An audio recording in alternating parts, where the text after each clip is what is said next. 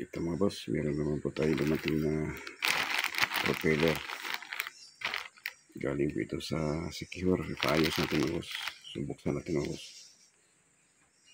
Dito, may sapi dito. Yung dutungan ng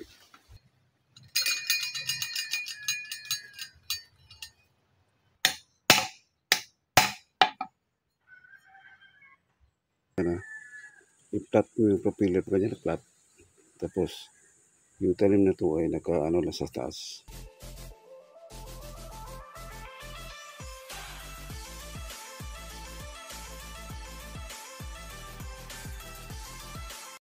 Ito siya boss, tingnan natin. Galing ko naman.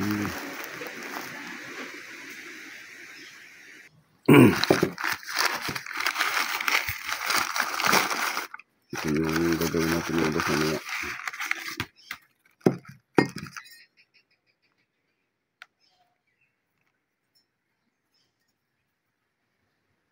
Okay siya. 7-Eleven.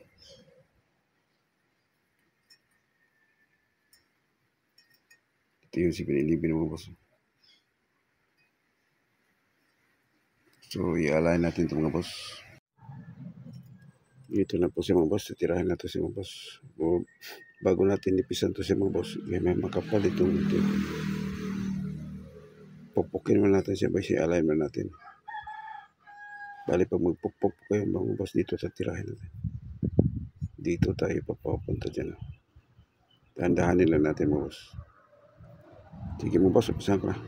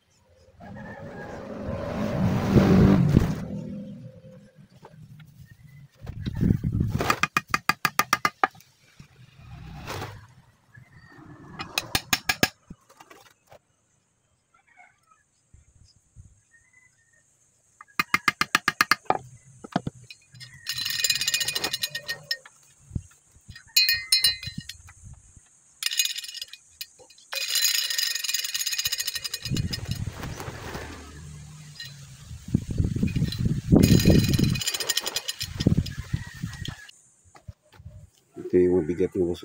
May nilagay ko ng lapis. Okay ito siya mga boss. Ganito lang po kadali mga ganang mga boss mag-align. Basta lagi lang tandaan ha. I-flat mo yung propeller pa ganyan, flat. Tapos, yung talim na to ay naka-ano lang sa taas. Yan, para sigurado tayo na hindi siya magbabasiyo. May dalawa kasi uri na basiyo mga boss eh. Kasi pag nakabante siya ng kunti, yung bawa umabante siya ng kunti, akala mo basiyo pero nagsaslide siya dahil ito na yung, kasi tumatama to, yung banda nito. Ito yung unang tumatama sa tubig pag ganyan. Pero pag itong dulo ang nakakain ka agad, wala siyang basiyo mga boss. Tapos pag masyadong luwag yung makina, ito lang yung pupukin mo. Yung likod, ito yung likod, ibalik mo lang ng kunti lang. Dahan-dahan mo lang, saka testing. Yan o.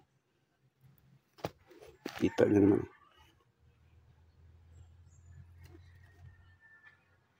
So ang kain nito ay Abante. Abante siya. At saka 7-Eleven to. Kailangan mong hindi mo ganong pabaluktot kasi 7-Eleven to. Mahirapan yung makina nito sa matigas ng dulo na to kasi wala siyang kurba. Naka-flat po siya.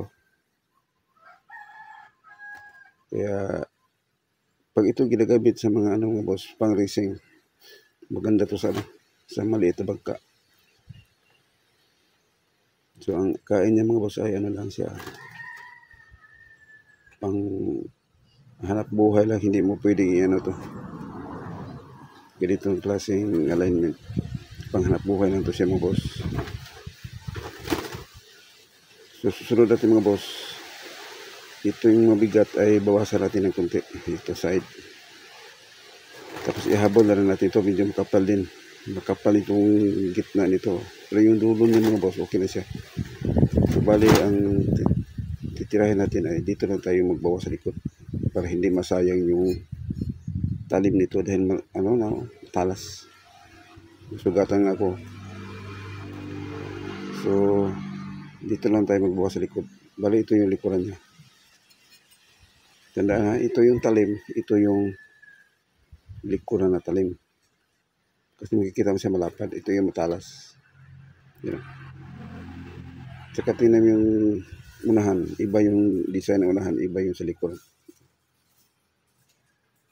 So ganito na siya mga boss, naka-align ito. Ang alignment ito ay pwede ito siya. So magbawas tayo mga boss. Okay mga boss. Gamitan na natin ito ng grinder mga boss para madali.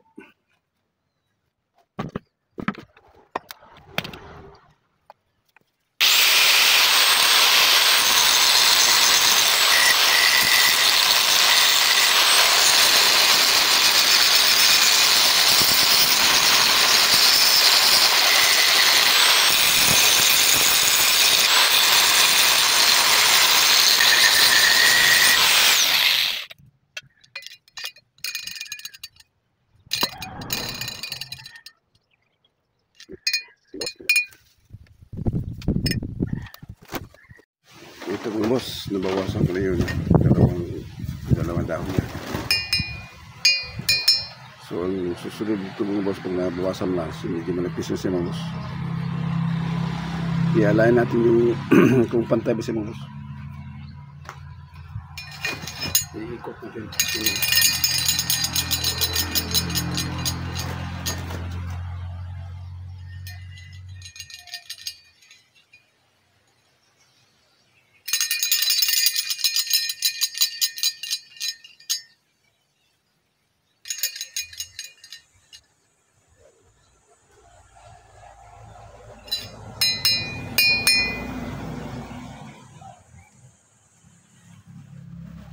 Palitan natin ito ng liha mga boss.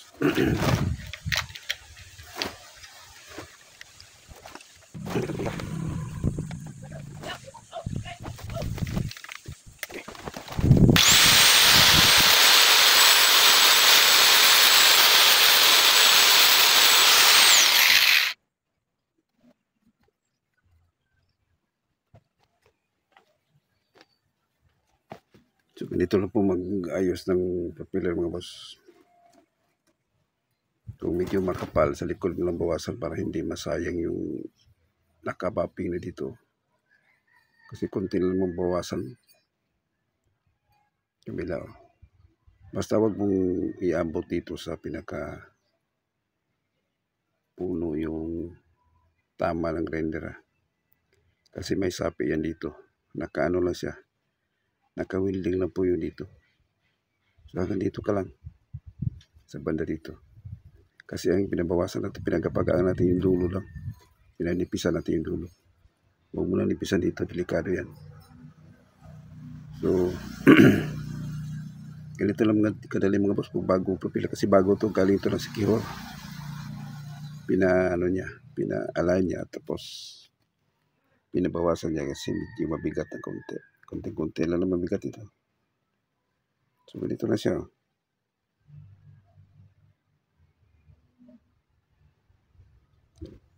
Basta laging Pag nag-align kayo mga boss, talagang flat na flat yan.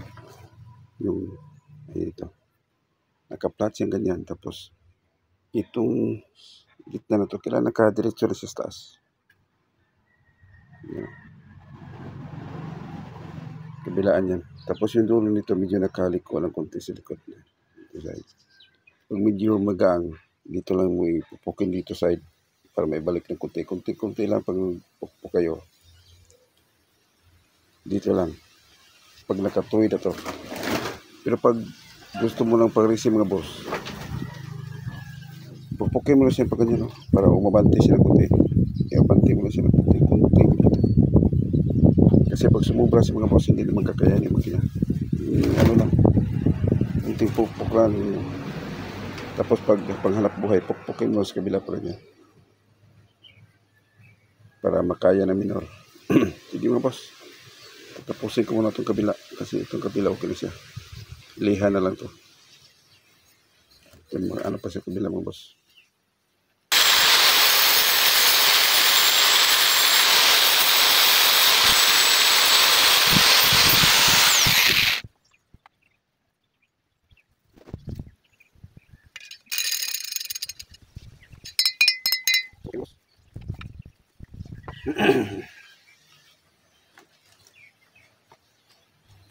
So okay na siya.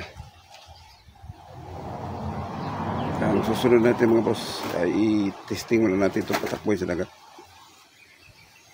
Tapos bawasan natin ito. Napakatalas ito mga boss. Liha lang po ang ano nito mga boss. Ihaguran mo lang ng liha. Ganito lang po siya mga boss. Para mawala yung talas niya.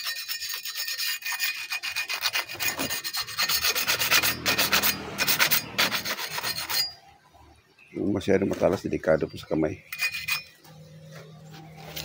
Kailangan yung propeller mo walang bungi-bungi dito sa yung pinakatalim nito. Kailangan walang bungi. Kasi isa yun din sa dahilan na magbasyo yung ating propeller. Kasi may hangin kasi mga boss. Dadala po yung hangin yung mga bungi-bungi nating propeller. So, okay na siya.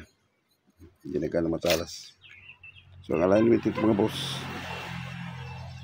Sa dagat na lang ito mga makikita natin mga boss pag may patakbo natin. Antayin mo natin ano. Mag-ano yung panahon. Medyo ano pa, mahangin. Palakas ng hangin.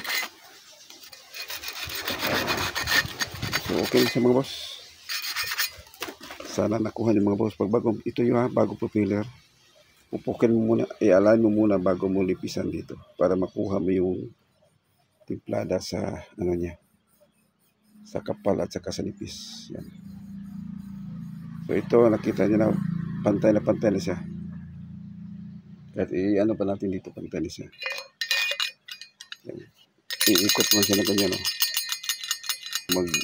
Mag-align ng propeller. Yan.